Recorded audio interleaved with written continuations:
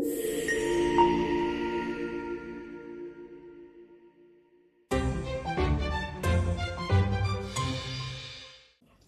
sejahtera, saya Vaishnavi Dinesh dari Back Studio.